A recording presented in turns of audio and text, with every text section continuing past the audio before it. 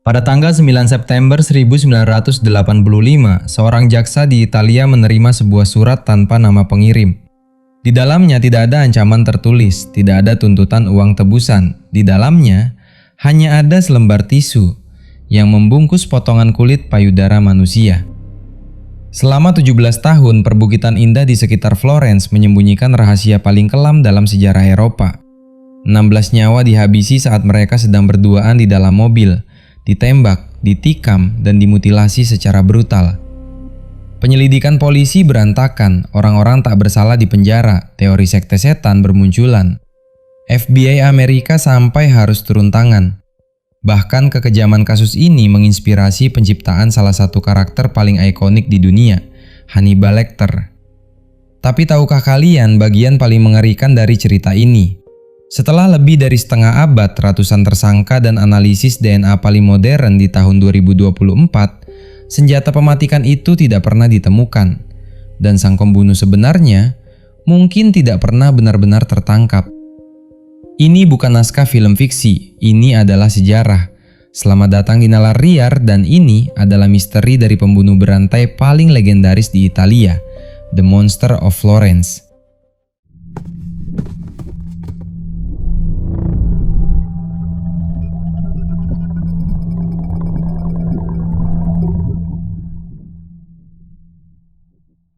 Untuk benar-benar memahami mengapa kasus ini begitu traumatis bagi seluruh bangsa Italia, kita perlu mengenal konteksnya terlebih dahulu.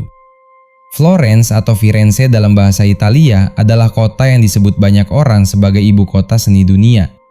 Disinilah Leonardo da Vinci belajar melukis, disinilah Dante Alighieri menulis Divina Commedia, disinilah keluarga Medici menjadi patron terbesar dalam sejarah peradaban Barat. Kota ini adalah simbol keindahan, keanggunan, dan budaya tinggi. Tapi di balik kemegahan Museum Uffizi, di luar pusat kota yang padat dengan turis, terbentang perbukitan hijau Tuscany, tanah luas, sepi, berliku-liku, penuh jalan tanah sempit, kebun zaitun, dan hutan pinus.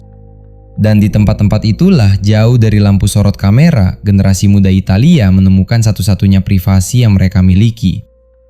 Budaya Italia pada era 1960-an dan 1970-an sangat konservatif. Anak muda, terutama yang belum menikah, tidak bisa dengan mudah berduaan di rumah tanpa pengawasan keluarga. Tidak ada hotel yang terjangkau untuk kencan malam. Solusinya, mereka pergi ke perbukitan. Mereka parkir di jalan-jalan sunyi. Mereka mencari keintiman di tengah kegelapan dan semak-semak. Dan sang monster tahu betul tentang tempat-tempat itu.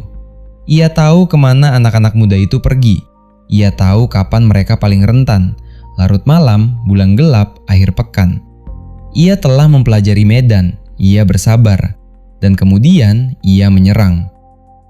Semua pembunuhan terjadi di wilayah ini, jarak-jarak yang tidak terlalu jauh satu sama lain, tapi cukup terpencil untuk memastikan tidak ada saksi mata. Semua terjadi di malam hari, semua pada musim panas atau akhir tahun. Dan hampir semuanya terjadi saat bulan baru, malam paling gelap dalam sebulan. Apakah itu kebetulan atau perencanaan? Kita akan kembali ke pertanyaan itu nanti. Tapi sebelum kita bicara tentang sang monster, kita perlu mengenal para korbannya. Karena di balik setiap angka statistik dalam kasus ini, ada nyawa yang seharusnya terus hidup. Barbara Locci, 32 tahun, ibu rumah tangga dari Signa. Dikenal di lingkungannya karena hubungan-hubungan di luar nikah yang bukan rahasia lagi. Ia seorang manusia biasa dengan kerumitan hidupnya sendiri. Antonio Lobianco, 29 tahun, kekasih Barbara. Seorang pria muda yang nasibnya bersilang dengan nasib buruk di malam yang salah. Pasquale Gentilcore dan Stefania Pettini, dua remaja yang baru saja mulai saling jatuh cinta, dibunuh di dalam mobil pada September 1974. Giovanni Foggi dan Carmela Denuccio, sepasang kekasih yang dibunuh pada Juni 1981. Stefano Baldi dan Susana Cambi dibunuh hanya 4 bulan kemudian, Oktober 1981. Paolo Mainardi dan Antonella Migliorini dibunuh Juni 1982. Paolo sempat hidup saat ditemukan polisi, tapi meninggal sebelum bisa bercerita. Horst Wilhelm Meyer dan Jens Uwe Rus, dua mahasiswa Jerman, dibunuh September 1983. Ini satu-satunya pengecualian dalam pola. Keduanya pria, bukan pasangan pria wanita. Polisi menduga sang monster salah mengira Ruth yang berambut panjang sebagai perempuan. Claudio Stefanacci dan Pia Gilda Rontini dibunuh Juli 1984. Jean-Michel Craveiksville, 25 tahun, dan Nadine Mauriot, 36 tahun. Pasangan asal Prancis yang sedang berkemah di hutan pada September 1985. Korban terakhir yang diketahui, 16 nyawa, 8 malam berdarah, dan 1 pistol yang sama. Mari kita masuk ke dalam kronologi kejadian satu persatu. Ini Agustus, Italia sedang menikmati musim panas. Olimpiade Meksiko akan segera dimulai. Dunia sedang berubah. Barbara Locci dan Antonio Lobianco memarkirkan mobil mereka di tempat yang gelap dan sepi di dekat Signa, kota kecil sekitar 12 km dari pusat Florence. Di kursi belakang, anak Barbara yang berusia 6 tahun, Natalino, tertidur pulas.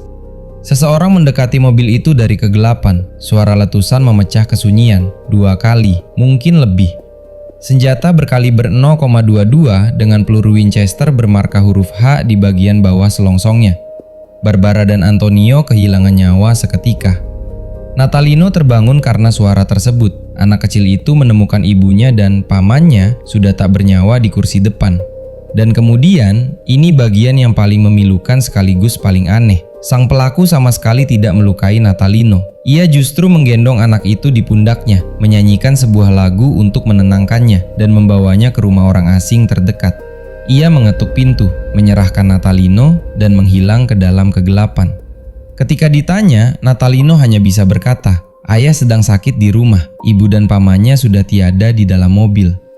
Polisi pertama kali menduga ini adalah kriminal sederhana, delito d'onore, kejahatan kehormatan, kasus rumah tangga biasa akibat cemburu buta. Stefano Mele, suami Barbara, ditangkap dan mengaku. Ia diadili dan dinyatakan bersalah pada tahun 1970. Kasus tertutup, atau begitu yang dipikirkan semua orang. 6 tahun berlalu, Stefano Mele masih di penjara. Tapi pada malam 14 September 1974, di sebuah jalan terpencil di luar Borgo San Lorenzo, 2 remaja ditemukan tak bernyawa di dalam mobil. Pasquale Gentilcore, 19 tahun, dan Stefania Pettini, 18 tahun. Polanya identik, proyektil 0,22 kaliber, peluru Winchester seri H. Pasquale diserang lebih dulu, Stefania menyusul, kemudian dikeluarkan dari mobil. Tubuhnya ditinggalkan dengan jejak yang sangat traumatis bagi siapapun yang menemukannya. Polisi tidak langsung menghubungkan ini dengan insiden tahun 1968. Mereka masih menganggapnya sebagai kasus terpisah. Sebuah kegagalan investigasi pertama dari banyak kegagalan yang akan menyusul. Tidak ada kejadian lagi selama 7 tahun. 14 tahun telah berlalu sejak insiden pertama. Lalu malam 6 Juni 1981, Scandicci di selatan Florence. Giovanni Foggi, 30 tahun, dan Carmela Denuccio, 21 tahun. Mobil mereka parkir di jalan yang sepi. Modus operandi yang sama persis. Peluru yang sama. Pola yang sama juga menimpa Carmela. Sang pelaku kembali meninggalkan jejaknya yang sangat khas dan meresahkan. Kali ini, polisi akhirnya menghubungkan titik-titik yang ada. Mereka mencocokkan selongsong peluru dari TKP tahun 1974 dan 1981 dan menemukan bahwa keduanya berasal dari senapan yang sama. Senapan yang sama dengan yang digunakan pada tahun 1968. Ini bukan serangan acak, ini adalah pelaku berantai. Dan satu detail yang mengejutkan, Stefano Mele masih di penjara ketika Giovanni dan Carmela diserang. Artinya, ia tidak bisa menjadi pelakunya. Pengakuannya tahun 1968 itu tidak masuk akal. Hanya 4 bulan kemudian, Stefano Baldi, 26 tahun, dan Susana Cambi, 24 tahun, pasangan yang sedang merencanakan pernikahan, menjadi korban berikutnya di Calenzano. Pola yang sama, malam yang sama gelapnya, bulan yang sama gelapnya. Florence mulai dihantui rasa takut. Paolo Mainardi dan Antonella Migliorini. Paolo seorang montir mobil, Antonella seorang penjahit. Mereka ditemukan di mobil Paolo yang terparkir di dekat Bacaiano. Paolo masih bernapas ketika polisi tiba, dalam kondisi kritis, tidak sadarkan diri. Ia mengembuskan napas terakhir sebelum bisa memberikan kesaksian. Antonella sudah tiada di tempat. Ini adalah satu-satunya kesempatan polisi mendapatkan saksi langsung, dan ia pergi tanpa bisa berbicara. Setelah rentetan kejadian ini, pemerintah Florence secara resmi mengumumkan kepada publik bahwa ada sosok berbahaya yang aktif di perbukitan Tuscany. Pers nasional mulai menyebutnya Il Mostro di Firenze, The Monster of Florence. Ini adalah kasus yang paling berbeda dan yang paling membingungkan. Korbannya bukan pasangan pria wanita, Horst Wilhelm Meyer dan Jens Uwe Rus, dua mahasiswa laki-laki dari Jerman Barat yang sedang melakukan perjalanan keliling Eropa dengan camper van mereka. Mereka parkir dan tidur di camper van di dekat Giogoli. Sang monster melancarkan aksinya melalui jendela van, senapan yang sama, peluru yang sama. Rus yang berambut panjang dan bertubuh ramping kemungkinan besar disangka perempuan oleh si pelaku. Tidak ada jejak ritual khas pada tubuh korban, sebuah petunjuk bahwa ia menyadari kesalahannya. Claudio Stefanacci, 21 tahun, seorang mahasiswa. Pia Gilda Rontini, 18 tahun, seorang bartender. Mereka ditemukan di dalam mobil Claudio di dekat Vicchio di Mugello, perbukitan di utara Florence. Tubuh Pia ditemukan dalam kondisi yang sangat mengerikan, mutilasi ekstrim. Satu payudara dan bagian intim telah dieksisi dan dibawa pergi. Paniknya masyarakat Florence kini telah berubah menjadi teror kolektif. Pasangan muda berhenti pergi ke perbukitan. Penjualan kunci pintu rumah melonjak drastis. Orang-orang takut keluar malam.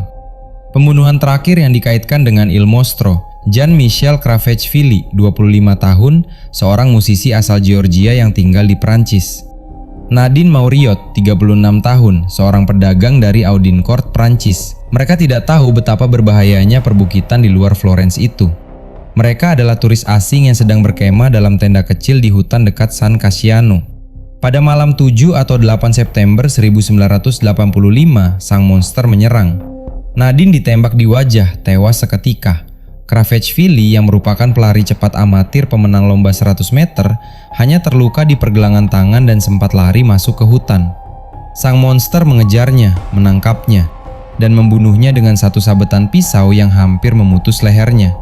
Kemudian ia kembali ke tenda dan melakukan apa yang sudah dilakukannya berkali-kali sebelumnya. Tubuh mereka ditemukan pada 9 September 1985 pukul 14.00 oleh seorang pencari jamur yang berjalan-jalan di hutan. Dan beberapa hari setelahnya, tepatnya setelah mayat ditemukan, sebuah surat tiba di kantor jaksa Florence. Alamatnya dibuat dari potongan huruf majalah seperti ancaman dalam film noir. Isinya, selembar kulit payudara Nadine Mauriot dibungkus tisu. Tidak ada sidik jari. Sang monster bahkan tidak menjilat amplop, seolah tahu bahwa DNA bisa meninggalkan jejak, meskipun teknologi DNA forensik belum ada pada saat itu. Surat itu ditujukan kepada Dr. Silvia Della Monica, jaksa utama yang menangani kasus ini. Ini bukan sekedar bukti pembunuhan, ini adalah provokasi. Sang monster sedang bermain-main dengan penegak hukum. Sekarang kita masuk ke bagian yang mungkin paling membuat frustrasi dari seluruh kasus ini, investigasinya. Karena jika ada satu hal yang bisa disimpulkan dari puluhan tahun penyelidikan Monster of Florence, itu adalah ini. Polisi Italia hampir selalu salah. Mari kita ikuti satu persatu. Suami Barbara Locci mengaku membunuh istrinya dan kekasih sang istri. Ia dihukum. Kasusnya ditutup. Semua orang lanjut hidup. Masalahnya, pistol yang digunakan dalam pembunuhan 1968 itu ternyata digunakan lagi dalam pembunuhan-pembunuhan berikutnya saat Mele masih di penjara. Artinya, Mele tidak mungkin pelakunya atau setidaknya bukan satu-satunya pelaku. Lalu mengapa ia mengaku? Ada teori bahwa ia mengaku untuk melindungi orang lain. Seseorang dari komunitas imigran Sardinia tempatnya tinggal yang diyakini sebagai pelaku sebenarnya dari pembunuhan 1968. Orang ini menurut teori ini kemudian menjadi Il Mostro sesungguhnya yang terus membunuh selama bertahun-tahun setelah bebas. Ini adalah salah satu teori paling kuat dalam kasus ini. Pada akhir 1970-an dan awal 1980-an, penyelidik mulai menggali komunitas imigran Sardinia yang tinggal di sekitar Signa, tempat pembunuhan 1968 terjadi. Komunitas ini dikenal sangat tertutup dan para penyelidik meyakini bahwa pistol 0,22 Beretta itu awalnya dimiliki oleh seseorang dalam komunitas ini. Nama-nama muncul, interogasi dilakukan, orang-orang ditangkap dan dilepaskan. Tapi setiap kali tampaknya penyelidik hampir menemukan pelakunya, sang monster menyerang lagi, membuktikan bahwa orang yang sedang mereka tahan bukan yang mereka cari. Pada pertengahan 1980-an, polisi Italia meminta bantuan dari Behavioral Science Unit di Quantico, Virginia. Unit profiler yang sama yang menginspirasi serial Mindhunter dan karakter agent Clarice Starling dalam Silence of the Lambs. Profil yang dihasilkan cukup spesifik, laki-laki kira-kira berusia 30-50-an pada saat pembunuhan terakhir. Tinggi badan antara 1,80 hingga 1,85 meter, disimpulkan dari bekas lutut yang ditemukan di sisi mobil salah satu korban, dan juga bekas tembakan yang menembus jendela campervan milik dua mahasiswa Jerman. Intelijensi rata-rata setara dengan lulusan sekolah menengah, buruh atau pekerja kasar, punya kendaraan sendiri, hidup sendiri atau dengan anggota keluarga lanjut usia, tidak memiliki catatan kekerasan berat, tapi mungkin punya riwayat kriminalitas ringan, mengalami impotensi atau ketidakmatangan seksual yang parah. Frustasi seksual adalah motivasi utamanya. Kemungkinan besar tidak tinggal di Florence selama tahun-tahun kosong antara 1974 dan 1981, menjelaskan jeda pembunuhan yang panjang. Profil ini menurut banyak kriminolog mengarah pada seorang pria yang bukan sosok menakutkan di permukaan, melainkan seseorang yang tampak biasa, bahkan tak terlihat. Pada awal 1990-an, dua detektif Italia yang agresif, Ruggero Perugini dan Michele Giuttari, mulai memusatkan perhatian pada seorang pria, Pietro Pacciani, lahir 7 Januari 1925, seorang buruh tani. Dijuluki Il Vampa, si api, karena temperamennya yang mudah meledak, dan karirnya di masa muda sebagai penyembur api di pameran rakyat. Rekam jejak Pacciani sangat kelam. Pada tahun 1951, ia memergoki kekasihnya yang masih belia sedang bersama pria lain. Ia merespons dengan amarah yang fatal, menghabisi nyawa pria tersebut secara brutal, lalu melakukan tindakan tak termaafkan pada sang wanita di lokasi yang sama. Ia dihukum 18 tahun penjara, keluar pada 1964 karena berkelakuan baik. Bertahun-tahun kemudian ia dipenjara lagi, kali ini karena kejahatan domestik yang sangat gelap dan mengerikan terhadap keluarganya sendiri. Ia bebas pada 1991. Paralel-paralel menyeramkan dengan profil sang monster sangat jelas. Pola menargetkan pasangan, jejak kejahatan yang sangat keji, dan obsesi atas penguasaan total terhadap korbannya. Pada tahun 1993, tim anti-monster menggeledah rumah dan kebun Pacciani. Mereka menemukan sebuah peluru kaliber 0,22 yang belum digunakan. Satu-satunya bukti fisik langsung yang pernah ditemukan yang menghubungkan siapapun dengan senjata rahasia itu. Tapi hanya satu peluru, bukan senjatanya. Tahun 1994, Pietro Pacciani dinyatakan bersalah atas 7 dari 8 insiden kelam tersebut dan dijatuhi hukuman penjara seumur hidup. Italia bersukacita, kasus terpecahkan, atau tidak. Tahun 1996, hanya 2 tahun setelah vonis, pengadilan banding Florence membebaskan Pacciani karena kurangnya bukti dan investigasi yang ceroboh. Sebuah skandal hukum. Mahkamah Agung Italia kemudian membatalkan pembebasan itu dan memerintahkan pengadilan baru. Tapi sebelum pengadilan itu bisa dimulai, Pietro Pacciani ditemukan tak bernyawa pada 22 Februari 1998. Secara resmi, serangan jantung. Tapi penyidik menemukan indikasi bahwa ia mungkin mengonsumsi obat-obatan dalam jumlah sangat besar, mengakhiri hidup sendiri, atau disingkirkan. Pertanyaan itu tidak pernah terjawab. Dengan kepergian Pacciani, polisi beralih ke teman-temannya. 3 pria yang biasa nongkrong bersama Pacciani ditangkap, Mario Vanni, Giancarlo Lotti, dan Giovanni Faggi. Di persidangan Pacciani, Vanni pernah bersaksi bahwa mereka hanyalah teman yang suka kumpul-kumpul makan camilan bersama. Pers Italia pun dengan gembira menyebut mereka Compagni di Merende, snack buddies. Nama yang hampir lucu untuk sekelompok pria yang dituduh membantu dalam kejahatan paling mengerikan dalam sejarah Italia. Lotti kemudian mengaku terlibat dalam rangkaian peristiwa tersebut dan menyebut Pacciani serta Vanni sebagai kaki tangannya. Hasilnya, Mario Vanni dihukum penjara seumur hidup untuk 5 dari 8 kasus. Giancarlo Lotti dihukum 26 tahun penjara untuk 4 kasus. Giovanni Faggi dibebaskan.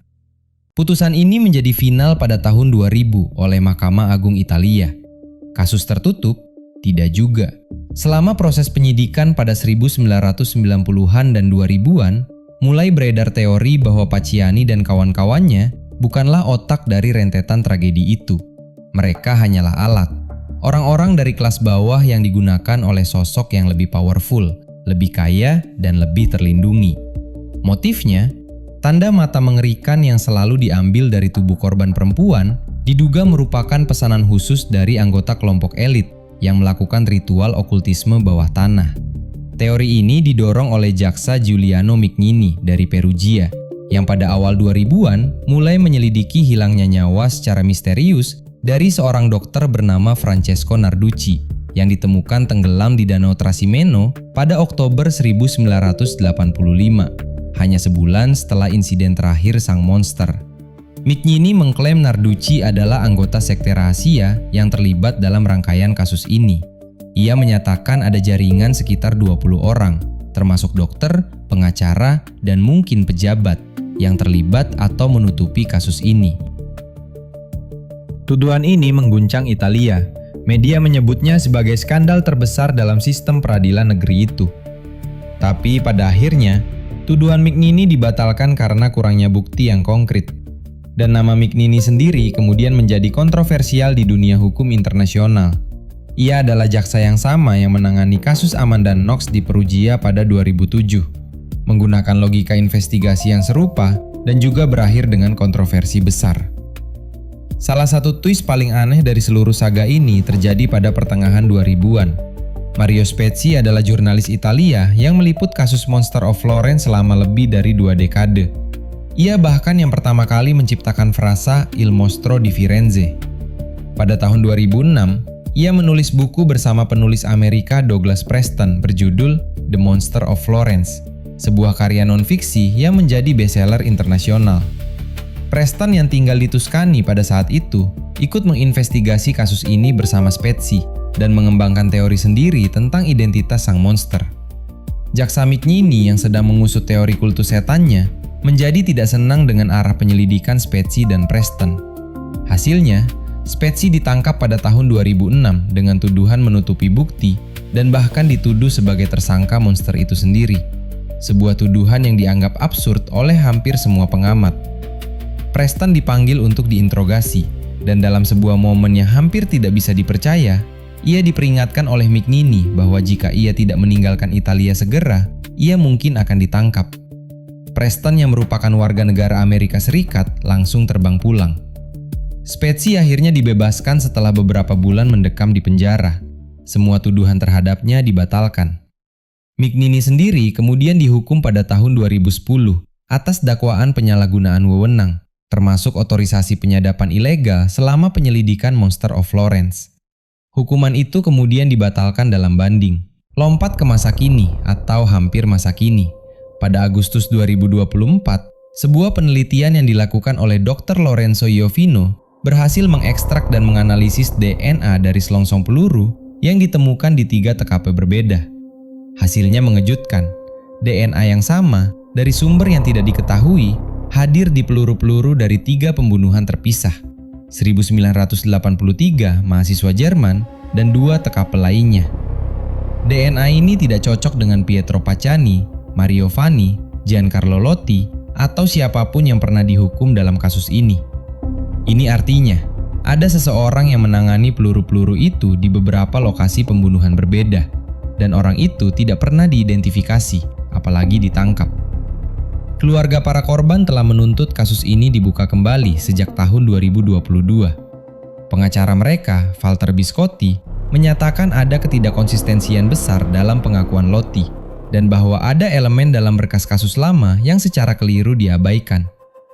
Satu nama yang kembali mencuat adalah Giampiero Vigilanti, seorang kenalan Pacciani yang pada 1980-an ditemukan menyimpan guntingan koran tentang pembunuhan monster beserta peluru 0,22 kaliber. Vigilanti tidak pernah serius diinvestigasi. Ia kini berusia 90-an tahun. Waktu terus berjalan. Setelah lebih dari 50 tahun, apa yang sudah kita ketahui dengan pasti? Yang kita ketahui, 16 orang dibunuh, 8 pembunuhan ganda. Semua menggunakan pistol Beretta 0,22 kaliber yang sama dengan peluru Winchester seri H. Semua terjadi di malam hari, di tempat-tempat terpencil di sekitar Florence, antara 1968 dan 1985.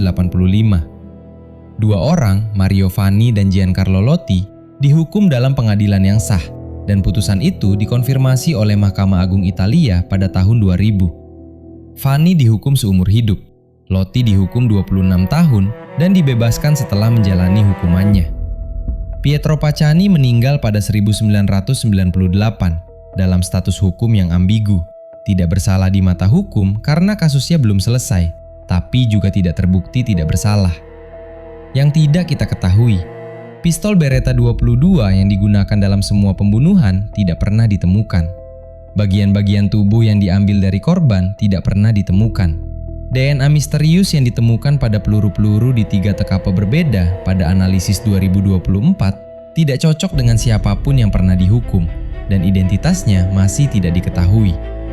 Apakah Vanni dan Lotti benar-benar pelaku atau hanya kambing hitam yang tepat sasaran? Apakah ada puppet master, sang dalang, di balik semua ini? Anggota elit yang memesan bagian tubuh untuk ritual gelap?